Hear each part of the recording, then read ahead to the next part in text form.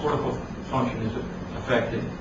But I think two other things that are really important about depression. You cannot consider depression without thinking about social adversity, because causes such as poverty, exposure to violence, are powerful risk factors to depression. And on the other hand, in our view, depression is a family calamity. It shuts down the ability for families to talk together, make meaning together, make sense of their experience together. And therefore, our interventions were very much targeted at trying to get families able to talk to one another and to be able to solve problems together. And I'll tell you a little bit about the journey we went on to develop the interventions. But just as a scientist, this is the way I would think about risk for depression. Now, each one of these, I have studies that show when this risk factor is present, it leads to a greater incidence of depression when compared to people without the risk factor. And on the left, on your left is what we call specific risk factors for depression: family history, prior history of depression, and bereavement. But on the right-hand side, I've listed general risk factors because they're risk factors for depression, but they're also risk factors for lots of other things.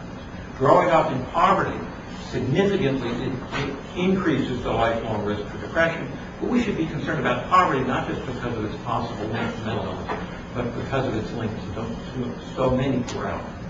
And job loss, unemployment, important to remember in these times that those are both risk factors for depression. But Rick Price at the University of Michigan, actually doing work in the 80s when a lot of auto workers lost their jobs, developed a jobs retraining program that started with individuals and quickly became a family and couples program. He demonstrated much better long-term outcomes for the people who went through the program. And those who went through the program had much less depression, but they also had jobs. And so I think we need to think about those models in the larger psychosocial sense. Loss of community, dislocation, immigration are often, quote, risk factors for depression. We've been doing some work with the Blackfeet Nation, not too far from here, actually, in Browning, Montana. Glacier National Park and I think it's Waterston National Park is shared between Canada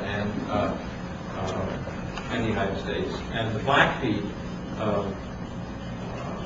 have a reservation at the entrance to Glacier National Park. We've been working with them for 4 years in an early Head Start project. And when we first went and did this learning from one another, what are the roots of depression, what are the roots of resilience, they said you can't possibly understand depression unless you understand how the federal government committed spiritual genocide towards the tribes. And that's the reality, not something to be proud of, but something to be dealt with. So there are certain historical factors that lead to depression as well.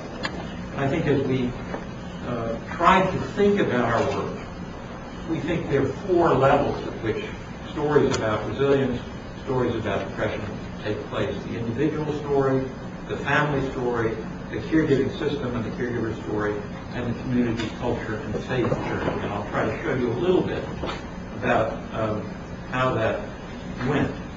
Now, I talked about risks for depression, and I should add that risks are additive, cumulative, and interactive, meaning the more risks you have, the more likely your outcome. But the same is true for protective factors. And Hiro Yoshikawa has written an elegant paper showing that if you put together, bundle together a series of strength-building interventions across the span of childhood, you have much better outcomes. And I think that's how we should be thinking about it. Our own work led us to try to look first at children who've grown up in homes where depression had occurred and who were resilient. I did a study of children with depression. And yes, they had higher rates of depression compared to the usual, to those who grew up in homes with no depression. But the really striking thing was how many of them were resilient and how well they'd done. Dr. Lees mentioned my work in the Civil Rights Movement. I'd grown up in the South and then worked in the Civil Rights Movement. And then I went to my chief at Mass General, where I was training, and I said, you know, the healthiest people I've ever known in my life are these people who registered voters in the South and turned this whole society around. And he said, these were different times, not the 60s, but the early 70s. And he said, take whatever time you need off from the residency to go talk to me and see what So I did. And I wrote a book about their narratives, 11 narratives, and really advanced the ideas then that being able to be angry and indignant, to keep working was a crucial factor. They had extraordinary social relationships, relied on one another, took care of one another, it was like a family. And they had a remarkable degree of self-understanding. They knew who they were, why they were there. They could talk about figures that had helped them, grandparents and so on. And out of that came ideas about resilience that have stayed with me to this day.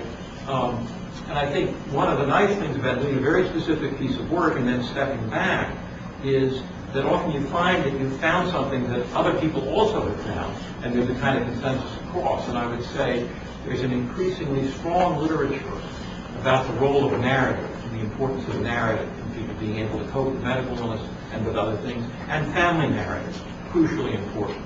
And so they had a very powerful narrative, as I'll try to develop with you today. One of the powerful ingredients in our work has been trying to help families find the narrative again in how they're going to go forward and put depression in the context of moving forward.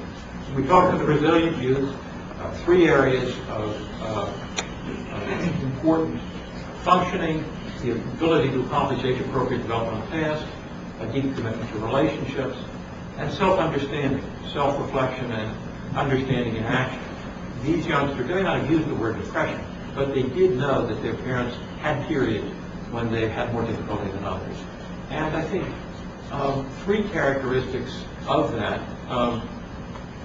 One was awareness of what was going on. The second was realistic appraisal of the capacity to act. Many of these kids wanted to cure their parents, but they came to realize that they couldn't, but they could do a lot to help them in small and concrete ways. And finally, a third component of their understanding was action continuity with the understanding. As we thought about resilience in parents, we saw commitment to parenting, openness to self-reflection, and commitment to family connections and growth of shared understanding as the characteristics in parents, despite depression, that really help people.